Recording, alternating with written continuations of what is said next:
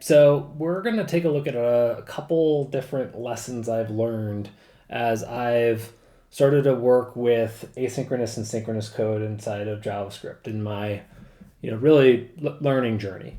And I wanted to share this with other folks because I thought it would be helpful, because I know it was helpful to me as I started to come to these realizations. And so we're going to walk through a couple of examples. I'm going to tell you a little bit about what I learned along the way. And so with the first example, we're going to take a look at synchronous code. This is, pretty common, right? When you go in and start learning some development language, you're going to do like a hello world, right? And so this is more or less something like that, right? And that is synchronous code, right? And so you're going to console log hello world. And what I'm doing here is something similar. I'm more or less instantiating a variable. I am assigning it an object. I've got some stuff inside of that object, not super important. But that's sort of step one, right? And so in synchronous code, one of the things that would make sense, right, is you're starting at this journey, right? You're taught that, hey, things are going to be processed really from the top of the file to the bottom of the file, right? So step one is going to be higher than step 4. And so that's what we're looking at here, right? And so the first thing that we're doing is we're going to build a variable or a constant here, right? And assign it an object. Second step that we're going to do, again, lower or sort of later in the file, right, is going to log that thing as it is originally here. And then step 3, again, a little later, we're going to assign, the title part of that attribute to something new. And then we're going to print it for sort of a total of 4 steps. Again, you're going to see these in sequence from step 1 to step n, right? In this case, we've got 4 steps. And then I'm going to go ahead and I've got a node environment set up here. And so I'm going to just run this, right? And we're going to take a look at what happens. And so we're going to do a node app.js. And sure enough, right, we're going to log something to the console, this local to-do as it originally was. That's going to be here. And then we're going to change the title to it and the title attribute of this object. And then we're going to print it again. And so we have a second object that's printed to the console here with, of course, the title being something new. Again, this is all I'm trying to do here is really set context, right? To sort of understand where we're coming from. And as we sort of head into this asynchronous world, this is, again, pretty common stuff, right? So now into, asynchronous code, right? And so synchronous code being something that's processed, immediately, right? You'll notice that this data here is in a variable that is local to this particular file. And so when we need to log something here, it just goes right up here and grabs that, right? There's no delay, right, in getting to that information. And that's one of the things that, from an intuition standpoint, you start to ask of code. As you start to, sort of look at other people's code or write your own code, you're asking yourselves, is the code that I'm writing, is there going to be a delay expected, right? And there's some intuition that you end up building. And for example, when you work with APIs or generally work with data that sort of resides in a third-party system in some type, right? There's going to be a delay in reaching out and getting that. And so as I sort of move down to this next example, that's some of the intuition that you're going to start to sort of pick up on here, right? In my second example, I'm going to work with some asynchronous code where I'm going to go and grab some information from an API. There's this particular sort of sandbox-like API that I can hit here. This is a cool site. Go check it out if you're starting to get familiar with APIs and such. Good way to practice things. And so what I'm going to do here is I'm going to imitate what's known as a fetch function, right? Something that's a little bit more commonly known inside of like browser JavaScript. I'm in Node right now, so I know you see this up top here. Really what I'm doing is I'm just importing a package that allows me to play with fetch in Node versus sort of browser JavaScript. And the first thing we're going and doing here, fetch itself, as soon as you understand the actual function, right, it's going to go and grab some data.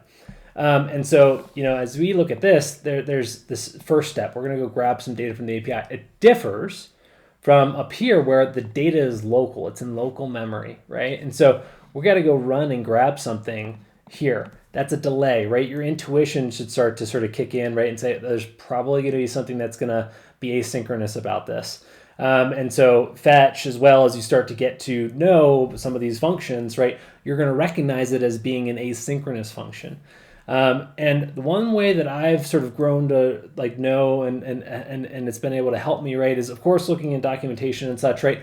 But as you're sitting inside of an IDE, something like Visual Studio, you can hover over some of these function names or method names, right? And assuming they have documentation with them, you're going to see a bunch of stuff here, right? And you're going to see some of the parameters that are expecting some details, right? One of the things that I'll point out here is this colon and then promise, right? And so what that means is after this colon, what you see next is what's going to be expected as the return value. And so as you start to work with asynchronous code, you're going to start with JavaScript, right? You're going to start to work with promises. And promises are the things that are going to be returned from asynchronous code, and that you can actually do something where you chain these things together to sort of execute step by step different things that might take different amounts of times, but sort of depend on one another in order to finish the overall objective of the code. And that's what you're seeing here, in fact, right? So in step one, I'm going to grab some data. Step two, I'm going to go parse that response to JSON. Here's sort of me chaining something together, right? I need to go grab something first. And then in order for me to parse the JSON, I need to have it, right? So it sort of depends upon what's coming prior. And then I'm going to do a third step, relatively simple, output that to console. And so, again, when you're thinking about asynchronous code, some of the cues that you can look for is one, the intuition of, are you going to go and, there's some sort of expected delay that's going to occur in whatever code that you're trying to write. A great example is going and getting data or going and do something with like a third-party service, a database or, an API, something like that, right? First cue. Second cue is, you'll start to get to know some of the functions and methods that are commonly used with asynchronous code. Fetch is an example of that. Then is also a keyword you should watch out for. Then is a particular syntax that is used in asynchronous code. It allows you to sort of chain some functions together, right? You can sort of wait for one thing to occur and then do something next, and then again the next, and then keep on keeping on. And it'll keep on going until you finish whatever you're trying to do. And so in this example, again, going and grabbing data from the API, we'll grab it here. Second step, .then, I'm going to place an anonymous function inside of this. I am going, what's returned from fetch here, I'm going to call a response. So this is something that I, got tripped up on a bunch, right? I'd see these anonymous functions and all this stuff going on, and I'd be like, well, how do I connect these dots, right? Inside of this particular function is going to return a value, right? After it finishes going and grabbing that data, right? I am going to, and that's going to then be chained to this next function, and it happens to be anonymous here. I'm going to refer to this thing that's going to come back from fetch as the response, and I'm going to take because this function is sort of chained to this one, right? So that sort of the output of one is going to be the input to the next.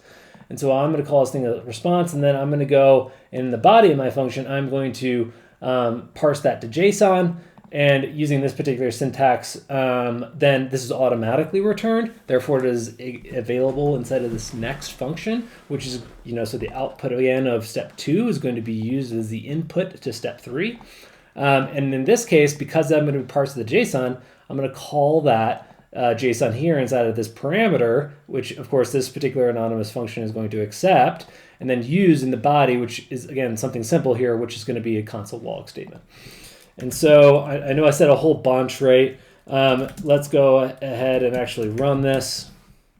And sure enough, we're going to run out, grab some information. We're going to call that response, and then we're going to parse it to JSON, take that JSON, and then we are going to output that to the console, and sure enough, here we go, right? This is asynchronous code working. Again, some of the cues that you're going to be looking for are these .then statements, some of the functions that are commonly used with asynchronous code, the promises, all this stuff is good cues, right? And then again, lastly, the intuition of sort of asking yourself, what is this code trying to do? Is it going to sort of rely upon a third party in any which way? As a small example, right? And if that's the case, you're probably stepping into the world of asynchronous. And so this is something you're going to see a whole lot of. There's multiple syntaxes that you can that are used when working with asynchronous code. This is something that I saw a whole bunch when I was starting out, and having people sort of walk me through tutorials of how to work with APIs and such. Commonly using fetch and then doing something and then doing something, right, to sort of prepare that data to be shown, as to what we actually got from this particular URL. And then I realized another syntax to this. You'll remember that up here, right, when we take a look at this code, this looks a lot different. In my opinion anyway, at least, this looks a lot different, right? Step 1 to step 2, step 3 to step 4 looks a lot different than this, right? And so this is what threw me off a whole bunch. I was like, I started to get uncomfortable with this, and I didn't know how to deal with it. And I then learned about this thing called async await.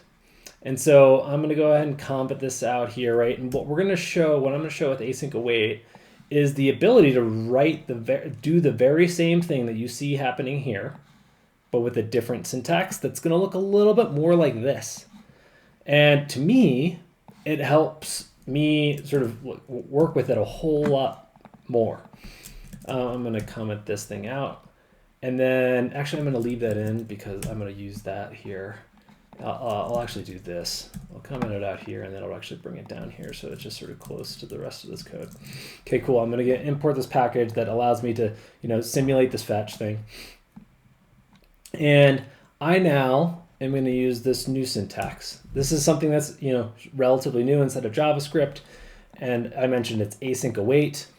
And the first thing that I'll call out here is that what we're looking at here is a function definition, right? It looks a little different than what we were seeing prior, which is sometimes it's just sort of line by line code, right?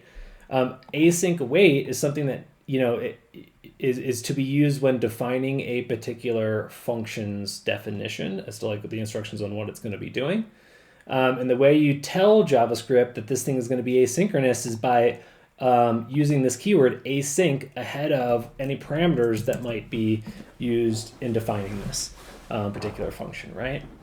And then you use this await thing. And await is something similar, right, to the .then.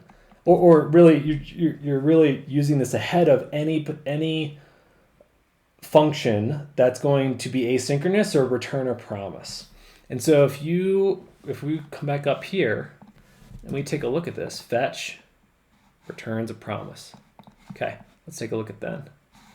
Returns a promise. Remember, promise. Okay, so two functions that are going to return promises. Down here, we are using await and then fetch, await, and then this thing, .json, right? .json, returning a promise right here. And so you use await ahead of the function that's going to be asynchronous. So you sort of you block the processing of any other code until this is complete, because these things are going to depend upon one another. Again, it's the same function, it's the same set of instructions. I'm just sort of writing it in a little bit of a different way. So so I'm going to get a response that's going to be assigned from whatever's returned from this asynchronous function fetch, and we're going to use this await keyword here, assign that to response. Great, cool. Now I'm going to take that response and I'm going to parse it to JSON, and I know that there's a promise, or again, this is going to be an asynchronous function, and therefore I need to add this await to it, and that then is going to be assigned to this JSON variable. And then lastly, we're going to log that to the console. Now this is synchronous, right? This is just sort of like something that's going to happen ASAP, right? And immediately, right? That's what you sort of saw ahead of time, right? When we were looking at the first example. And so await is sort of the signal, and it's really easy for someone that's reading the code to sort of recognize, okay, they're using await here. That's how I know, right, that this upcoming thing is going to be asynchronous, as well as this async keyword. And then lastly, of course, we just call the function itself. We invoke it. And so let's go ahead and actually just run this. And you'll notice this was what came out of our second example. We're on the third example now. And you'll now see this. And this is the exact same output. But this, to me, was so much easier to read. And that is because it looks a whole lot like synchronous code, right? When you take a look at this and you sort of see, okay, I'm going to assign a constant to something.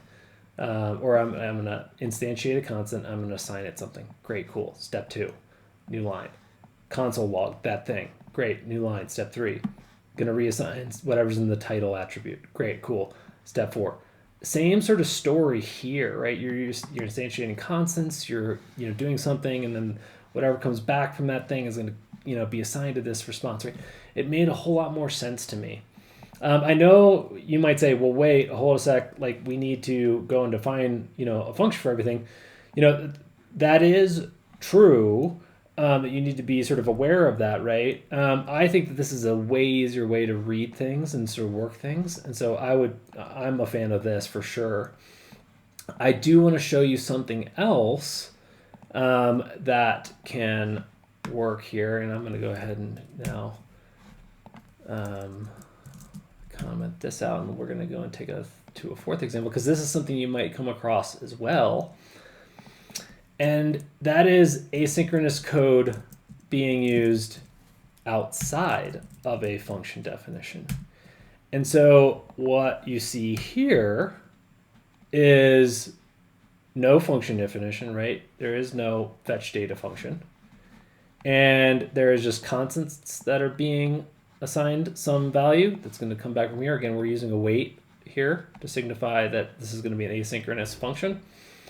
And then we're going to go in and get JSON, or that really response is going to be parsed to JSON, and we're going to assign it into this JSON constant. And lastly, we're going to output this. The one thing that I will call out here, right? This is instead of node anyway, right? You'll recognize this if you've worked with something like React or just generally JavaScript, right? This is a little bit of something that's a little bit more traditional. And so what I started to, or what I found myself looking at when I was looking at documentation and such is code that looked like this. And I was asking myself, well, wait, how does that work? I thought everything had to be inside of a function definition. Well, if you're using if you're sort of inside of your node project anyway, if it's sort of been decided that it's going to act as a module, let's go over here to our package JSON, and we're going to do a type. Well, actually, let's do this first because this will help show what's going on. Let me go ahead and actually just try to run this, right? I'm going to try to run this, see what happens. Well, there's an error. Cannot use import statement outside of a module, right? And so these two things are sort of two different ways of doing the same thing, or one is a little bit newer. And this way, the way here on line 73, that's the way that Node's working today. Over time, it's starting to add support for this other syntax here with this import. And so we're going to go and comment this out. We're going to use this import. But the way that we can make that work is to go over to our package.json, do a type here, and we're going to say module, right? That's the error that we got here. Cannot use import statement outside of a module. Well, we're going to call this thing a module now. And let's go ahead and rerun this application. And now, so we're going to import this thing. Again, don't pay too much attention to this. This is my way of just sort of bringing in some code that helps me sort of demonstrate this example here, right? But this is like one way that you can sort of determine whether or not this is a module and not module.